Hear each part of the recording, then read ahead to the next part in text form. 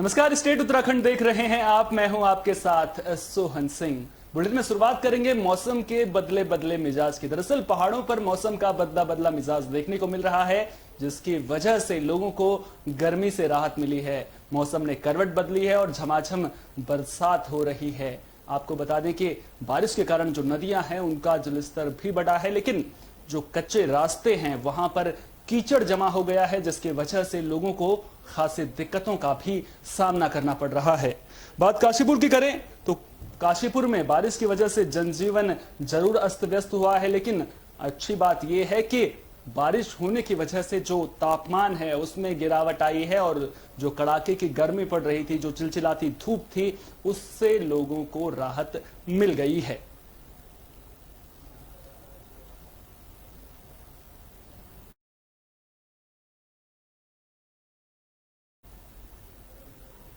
तो जहां एक और बारिश वरदान बनकर सामने आई है, गर्मी से राहत मिल रही है, वहीं बागेश्वर में बारिश और भूस्खलन से तबाही हुई है। आपको बता दें कि बारिश और भूस्खलन की वजह से एक मकान भरभरा कर गिर पड़ा, जिसके मलबे में दबकर 3 लोगों की मौत की जानकारी सामने आ रही है। तो बागेश्वर जिले के कपकोट में बारिश और भूस्खलन जिंदगी पर भारी पड़ता नजर आ रहा है। कपकोट में बारिश और भूस्खलन से भारी तबाही हुई है। भूस्खलन की चपेट में आने से एक मकान भरभरा कर गिर गया। मकान के मलबे की चपेट में आने से 3 लोगों की मौत हो गई। घटना कपकोट तहसील के सुमगढ़ अठाबड़ तोक की है। मामले की जानकारी मिलने के बाद तहसील प्रशासन के अलावा आपदा प्रबंधन और एसडीआरएफ की टीम मौके के लिए रवाना हुई है। भारी बारिश के कारण कई सड़कें भी बंद हैं, जिसकी वजह से आवागमन प्रभावित हुआ है। आपको बता दें कि प्राकृतिक आपदा पहाड़ों पर कोई नई बात नहीं है। अक्सर इस तरह की खबरें हम देखते हैं जहां पर प्राकृतिक आपदा की वजह से पहाड़ों पर जानमाल का नुकसान होता है, लेकिन अब जो प्राकृतिक आपदा है उसको रोका कैसे जाए, पहले से तैयारियां कैसी हों, इस पर काम करना बेहद जरूरी है। उम्मीद करेंगे कि आगे इस तरह की जो घटनाएं हैं वो सामने नहीं आएंगी, क्योंकि प्राकृतिक आपदा की चपेट में आने से पहाड़ों पर जानमाल का काफी नुकसान होता है।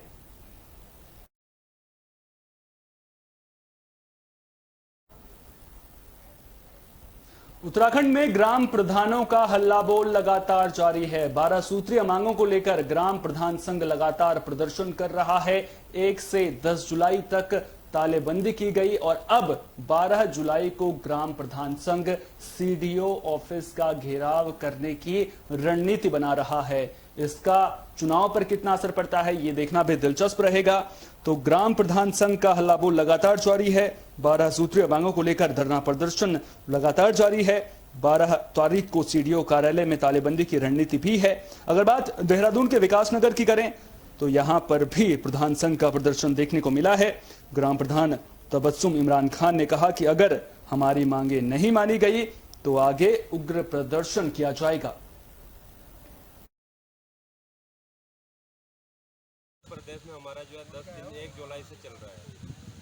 हम आज शाम को 5 बजे तक का हमने समय दिया था वो सरकार को समय दिया हुआ है। अगर उनका कोई भी या शासन का कोई भी आदमी आके वार्ता करे हमारे ज़िले में या यहाँ पर आके या कहीं पे भी जहाँ से भी वो बात कर सकते हैं वो बात करें। अगर नहीं करते हैं बात तो हम जो है 12 तारीख को देहरादून जो मुख्यालय है, सीडीओ जहाँ बैठते हैं, डीपीआरओ जहाँ बैठते हैं, वहाँ पर हम तालाबंदी और धरना प्रदर्शन करें। 12 सूत्रीय मांगों को लेकर रामनगर में भी ग्राम प्रधान हुंकार भर रहे हैं। दरअसल जो ग्राम प्रधान हैं उनके प्रदर्शन की खबरें लगातार अलग अलग जगहों से सामने आ रही हैं। पूरे राज्य भर में ग्राम प्रधानों का प्रदर्शन देखने को मिल रहा है और इस बार जो ग्राम प्रधान हैं वो सरकार से आर पार की लड़ाई के मूड में नजर आ रहे हैं। अब देखना दिलचस्प होगा कि सरकार ग्राम प्रधानों की बात मानती है या फिर उन्हें हर बार की तरह महज आश्वासन देकर टाल दिया जाता है। तो 1 से 10 जुलाई तक प्रधानों ने ब्लॉक परिसर में तालेबंदी की। जो इस ब्लॉक प्रमुख संजय नेगी ने प्रधान संगठन की ओर से सरकार से कॉमन सर्विस सेंटर सीएससी को 2500 रुपए प्रति महीने प्रत्येक ग्राम पंचायत से दिए जाने का आदेश शीघ्र वापस लेने की अपील की है। उन्होंने कहा कि हर ग्राम पंचायत खुद अपने काम करने में सक्षम है। इसके अलावा 15वें वित्त में हो रही भारी कटौती पर रोक लगाने, ग्राम प्रधानों का मानदेय 1500 रुपए से बढ़ाकर 10,000 करने, और 5,000 रुपए मासिक पेंशन के रूप में दिए जाने की मांग भी की गई है।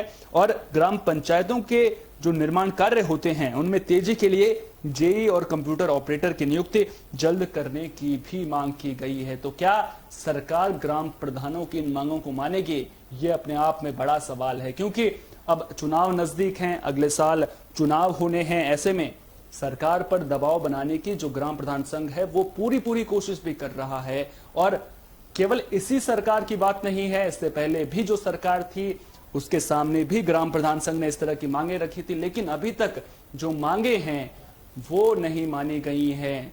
चाहे पिछली सरकार की बात करें, चाहे इस सरकार की बात करें, ग्राम प्रधान संघ का कहना है कि हर बार सरकार उन्हें आश्वासन देकर टाल देती है, लेकिन इस बार ये मुद्दा तूल पकड़ता हुआ नजर आ रहा है, क्योंकि चुनाव नजदीक है। अब इसका चुनाव में कितना असर पड़ता है ये देखना दिलचस्प होगा। अगर उत्तराखंड की सियासत पर नजर डालें तो उत्तराखंड में ये कहावत है कि जो सरकार इस बार रहती है अगली बार सरकार बदल जाती है, लेकिन क्या इस बार सरकार बदलेगी और क्या ग्राम प्रधानों का मुद्दा सरकार बदलने में अहम भूमिका निभाएगा, ये अपने आप पे बड़ा सवाल है। और इस बार के चुनाव में आम आदमी पार्टी भी ताल ठोक रही है और आम आदमी पार्टी लगातार ग्राम प्रधान संघ के प्रदर्शन में शिरकत भी कर रही है। तो अब देखना दिलचस्प होगा कि ग्राम प्रधान संघ का जो ये मुद्दा है वो इस बार के चुनाव में क्या कुछ इंपैक्ट डालता है।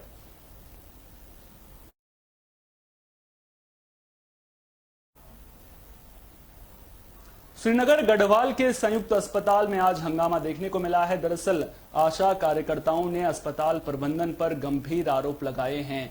अस्पताल प्रबंधन पर आरोप बदसलूकी का लगा है। आशा कार्यकर्ताओं का कहना है कि वो रोजाना की तरह हेल्प डेस्क पर काम कर रही थी और जो दूर दराज से आने वाले लोग हैं उनकी समस्याओं का निस्तारण करने की कोशिश की जा रही थी, लेकिन जैसे ही वे अपने काम पर आए अस्पताल के एक कर्मचारी ने उनके साथ अपशब्दों का प्रयोग किया और हेल्प डेस्क से बाहर जाने की बात कही, जिसके बाद गुस्साए आशा कार्यकर्ताओं ने अस्पताल में काम का बहिष्कार किया और संबंधित कर्मचारी से लिखित में माफी मांगने की मांग की।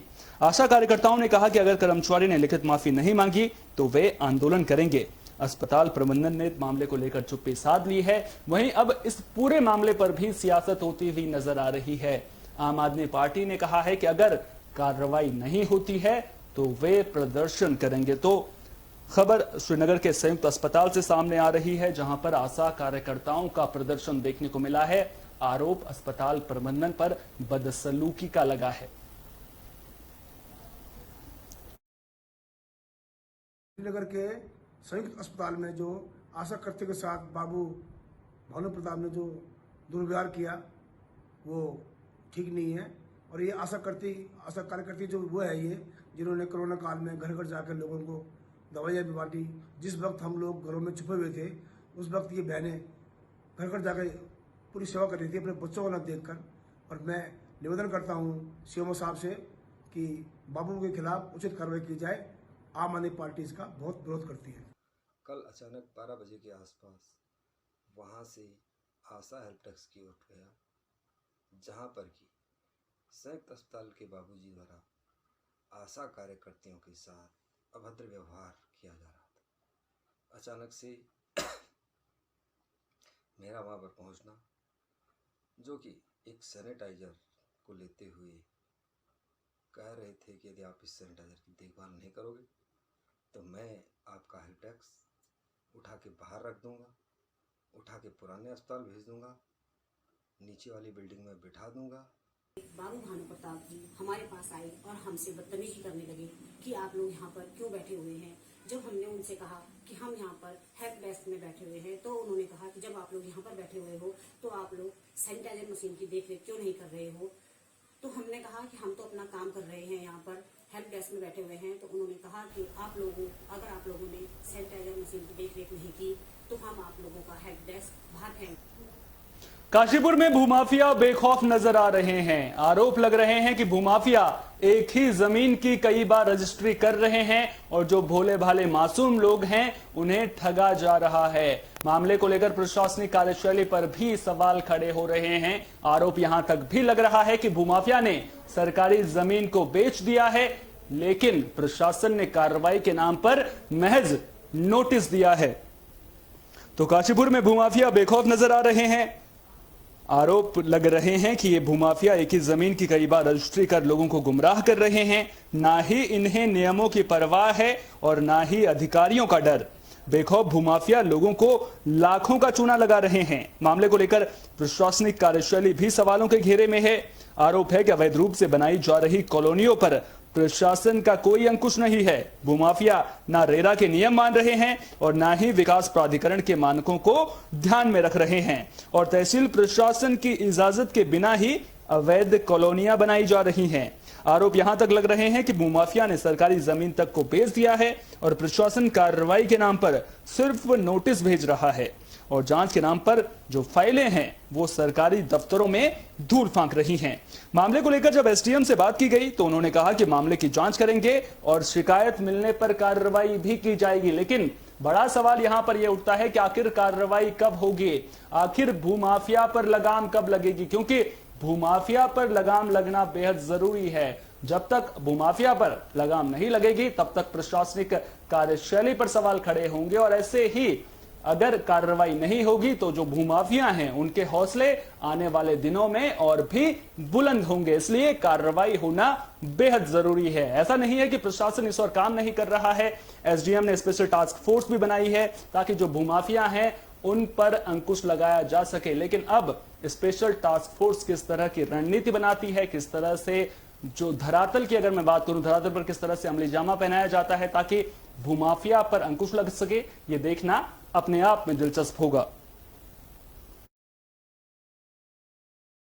उत्तराखंड सरकार को भी चाहिए कि ऐसे निकम्मे अधिकारियों के खिलाफ जो इन तथाकथित भूमाफियाओं के साथ मिलीभगत करके सरकार को करोड़ों रुपए का राजस्व का चूना लगा रहे हैं, उनके खिलाफ भी कठोर कार्रवाई करते हुए उनको संज्ञान में ले और समय आने पर ऐसे अधिकारियों को जेल की सलाखों के पीछे डाल दें। कहीं कहीं जहाँ जहाँ अवैध प्लॉटिंग होती है और अवैध रजिस्ट्री हो रही है, जो आप बता रहे हैं, अगर ऐसा होता है तो इसको तत्काल हम लोग रजिस्ट्रार ऑफिस में भी कम्युनिकेट करते हैं और वहाँ पे जो हमारा संबंधित पटवारी है उसको ज़रूर हम लोग कम्युनिकेट करते हैं। हर हफ्ते मेरे पास पटवारी की तरफ से एक रिपोर्ट आती है कि उसके एरिया में कहीं अवैध प्लॉटिंग हो रही है।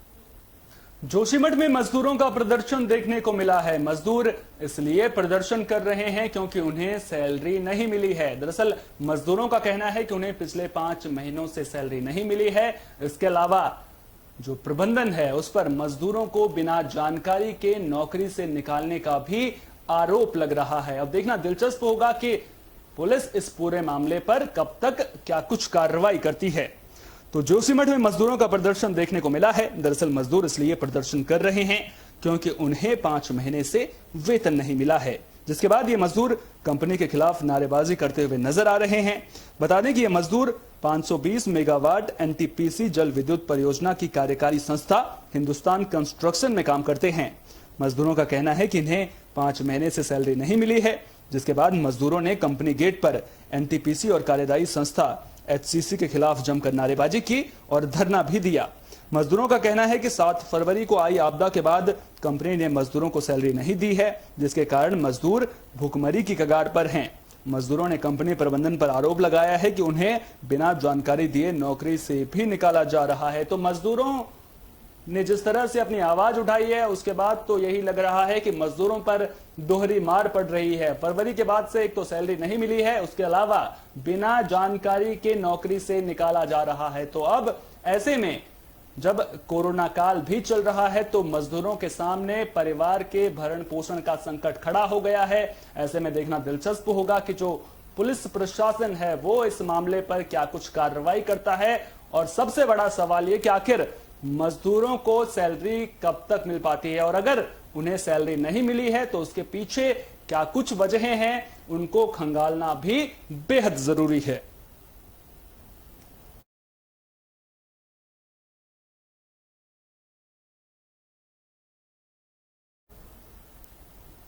उत्तराखंड में एक से बढ़कर एक प्राकृतिक धरोहर हैं, उसके अलावा कई मानव निर्मित धरोहर भी हैं। उनमें से एक है गरतांग गली, जो पिछले 46 सालों से बंद है। लेकिन आपको बता दें कि गरतांग गली उत्तराखंड की खूबसूरती में 4 चांद लगाने का काम करती है और अब 46 साल बाद गरतांग गली एक बार फिर से पर्यटकों के लिए खुलने वाली है।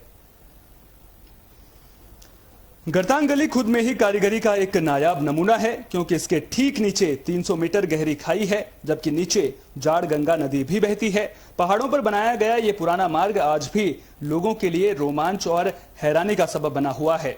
साल 1975 तक सेना भी इसका इस्तेमाल करती रही, लेकिन उसके बाद सेना ने भी अपना आना जाना इस गली में बंद कर दिया था। अब प्रशासन इसे खोलने की तैयारी कर रहा है। पिछले 46 सालों से गरतांग गली का उपयोग और रखरखाव ना होने के कारण इसका अस्तित्व मिटता जा रहा था, लेकिन अब इस गली को ठीक किया जा रहा है। जानकार बताते हैं कि जब 1962 से पहले भारत तिब्बत के व्यापारी व्यापार करते थे तो याक, घोड़ा, खच्चर और भेड़ बकरियों पर सामान लादकर इसी रास्ते से आवागमन करते थे। गरतांग गली सबसे पुराना व्यापारिक मार्ग हुआ करती थी। यहां से ऊन, गुड़, नमक और मसाले दूसरी जगहों पर भेजे जाते थे। 1962 में भारत चीन युद्ध के दौरान गरतांग गली ने सेना को अंतर्राष्ट्रीय सीमा तक पहुंचाने में भी अहम भूमिका निभाई थी। गरतांग गली की सीढ़ियां आपको बदहाल नहीं मिलेंगी। प्रशासन ने इन पर काम शुरू भी कर रखा है और कुछ महीनों में ये गली पर्यटकों के लिए भी खोल दी जाएगी। पहले गरतांग गली की सीढ़ियों को खड़ी चट्टान वाले हिस्से में लोहे की रॉड गाड़कर और उसके ऊपर लकड़ी के पट्टे बिछाकर रास्ता तैयार किया जाता था। बेहद संकरा और जोखिम भरा यह रास्ता गरतांग गली के नाम से मशहूर हुआ, जो अपने आप में कारीगरी का एक नायाब नमूना है। तो अगर आपको भी एडवेंचर पसंद है, अगर आपको भी रोमांच की दुनिया पसंद है, तो हम तो आपसे यही कहेंगे कि एक बार गरतांग गली जरूर घूमने आइए। लेकिन अब देखना दिलचस्प होगा कि गरतांग गली कब से पर्यटकों के लिए खुलती है, क्योंकि 46 साल से ये बंद थी। उसकी वजह से इसके रखरखाव में भी दिक्कतें आ रही थी, जिसके बाद ये उम्मीद जताई जा रही थी कि क्या अब गरतांग गली का अस्तित्व खत्म हो जाएगा। ये अपने आप में बड़ा सवाल था, लेकिन अब अच्छी खबर ये है कि 46 साल बाद गरतांग गली एक बार फिर से पर्यटकों के लिए खुलने वाली है और अब पर्यटक गरतांग गली के रास्ते रोमांच की दुनिया का सफर कर सकेंगे। देखिए, गरतांग गली का जो प्रोजेक्ट था वो पीडब्ल्यूडी के द्वारा किया जा रहा है। उसमें करीबन 60-70% काम हमारा पूरा हो गया है। अगले 1 से 1.5 महीने में हमें उम्मीद यही करते हैं कि वो कार्य पूर्ण हो जाएगा, जो कि उसका रिपेयरिंग का, रिनोवेशन का काम था। और जैसे भी कोविड की आगे सिचुएशन होगी उस हिसाब से फिर उसको पर्यटकों के लिए खोला जाएगा। पहाड़ों पर प्रकृति के एक से बढ़कर एक खूबसूरत नजारे देखने को मिलते हैं और इन्हीं नजारों को देखने के लिए देश विदेश से सैलानी यहां पर पहुंचते हैं। उन्हीं में से एक है उत्तरकाशी में बामसरू ताल। आपको बता दें कि यहां आप किसी वाहन से नहीं आ सकते हैं। यहां आने के लिए आपको केवल एकमात्र जरिया ट्रैकिंग से ही आना पड़ेगा। तो उत्तराखंड अपनी खूबसूरती के लिए दुनिया भर में मशहूर है। यहाँ के पहाड़ों पर प्रकृति के खूबसूरत नजारे देखने को मिलते हैं। उन्हीं में से एक है बामसरू ताल। उत्तर भारत में भले ही भीषण गर्मी हो, लेकिन बामसरू ताल की वादियों में आपको बर्फ ही बर्फ नजर आएगी। उत्तरकाशी में बामसरू ताल दुनिया भर में मशहूर डोडी ताल से करीब 40 किलोमीटर दूर है। यहाँ पहुंचने के लिए ट्रैकिंग ही एकमात्र जरिया है। संगम चट्टी और हनुमान चट्टी से ट्रैकिंग के जरिए यहाँ पहुंचा जा सकता है। 6 दिन और 5 रात के ट्रैकिंग सफर के दौरान एक बहुत ही ऊंचा और खूबसूरत वाटरफॉल चौड़ा धूनी पड़ता है, जिसकी खूबसूरती देखते ही बनती है। इसके अलावा दरबा टॉप के बाद बिया बुग्याल में ब्रह्मकमल के साथ कई खूबसूरत फूलों की घाटी हैं, जो चारों ओर से बर्फ की पहाड़ियों से घिरी हैं। करीब 500 मीटर इलाके में फैला ये ताल अभी भी करीब 80% बर्फ से जमा हुआ है। बामसरू ताल को भीमताल के नाम से भी जाना जाता है और यहां से कुछ दूरी पर भीम गुफा भी है। तो अगर आप पहाड़ों पर घूमने के शौकीन हैं, अगर आपको पहाड़ों पर नजारे देखना पसंद है, तो आप एक बार बामसरू ताल घूमने जरूर आइए, क्योंकि यहाँ की खूबसूरती आपके मन को मोह लेगी। मैं अनुज सिंह पंवार, क्षेत्र पंचायत अघोड़ा, और मैं आप लोगों को ये बताना चाहता हूँ कि एक और ट्रैक ढूंढा गया है कि जिसका नाम है बामसरू लेक। यहाँ से तकरीबन रोड हेड से जो उसकी दूरी है वो है तकरीबन 50 किलोमीटर और वहाँ की जो हाइट है 4,400 मीटर। और वहाँ पे जब उस ट्रैक को करते हैं तो चारों तरफ अनेक प्रकार के फूल हैं, वो फूल पाए जाते हैं। और डोडी ताल से आगे वहाँ से कुछ माउंटेन दिखते हैं, जैसे बंदरपुच ईस्ट बंदरपुच बेस कैंप भी दिखता है वहाँ से। तो वहाँ से एक और ट्रैक निकलता है जो कि पहुँचता है भंगेली। नरेंद्र नगर में लोक अदालत का आयोजन किया गया। इस दौरान लोग अपनी समस्याओं को लेकर पहुंचे। आपको बता दें कि इस मौके पर 15 समस्याओं का समाधान किया गया। वहीं जो वादी और प्रतिवादी थे वो भी इन फैसलों से खुश नजर आए। तो नरेंद्र नगर में लोक अदालत का आयोजन किया गया, जिसमें लोगों की समस्याएं सुनी गई। बता दें कि सुप्रीम कोर्ट के आदेश और राज्य विधिक सेवा प्राधिकरण के दिशा निर्देश पर लोक अदालत लगाई गई है। ये लोक अदालत सिविल जज जूनियर डिवीजन कोर्ट में लगाई गई। इस दौरान कुल 15 मामलों का निस्तारण किया गया। इन मामलों में समन्वय मामले जो समझौतों के आधार पर होते हैं का निस्तारण किया गया। अदालत के पीठासीन अधिकारी शंभुनाथ सिंह सेठवाल ने मामलों को सुनने के बाद निस्तारण किया।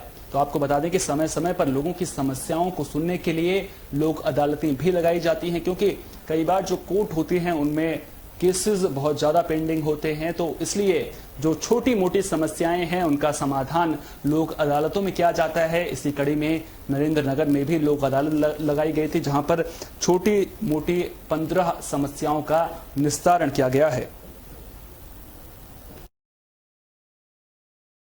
और मेरे यहाँ से 2019 से केस चल रहा है पैसे के उसमें, और आज लोक अदालत ने फैसला क्लियर कर दिया, कॉम्प्रोमाइज़ हो चुका है और उसमें वो खुशी पैसे ले चुके हो।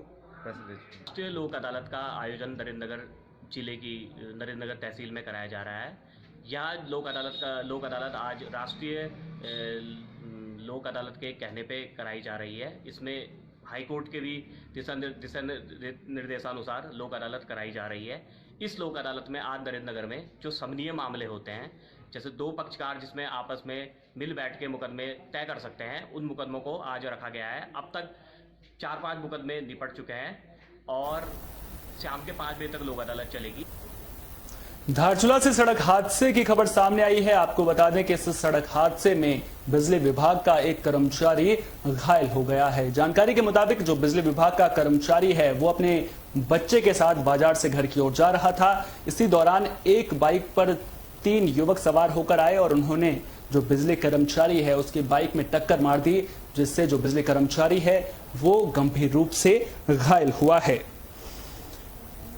बिजली कर्मचारी विजय मेहता गंभीर रूप से घायल हो गए हैं। स्थानीय लोगों की मदद से उन्हें इलाज के लिए अस्पताल में भर्ती किया गया, जहां से उन्हें पिथौरागढ़ जिला अस्पताल रेफर कर दिया गया। जानकारी के मुताबिक दूसरी बाइक पर 3 युवक सवार थे। हादसे के बाद तीनों युवक फरार हो गए। पुलिस तीनों युवकों की तलाश कर रही है।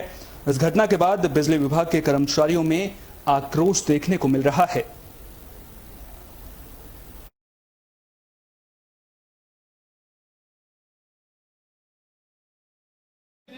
बिना हेलमेट के थे और स्पीड कम से कम उनकी 90-100 के आसपास होती होगी। तो मैंने तो बाइक साइड में कर ली थी। वो पता नहीं उनसे डिसबैलेंस हुआ, पता नहीं क्या हुआ। करीब 100 मीटर पहले उन्होंने मेरे को देख लिया था। उसके बाद उन्होंने मेरी बाइक को ठोक दिया। थाई में बहुत ज़्यादा चोट है, लेकिन हम लोगों ने स्टिच वगैरह कर दिया, फर्स्ट एड दे दिया है, लेकिन एक प्रिकॉशन के तौर पर उसको हम रिफर कर रहे हैं पिथौरागढ़।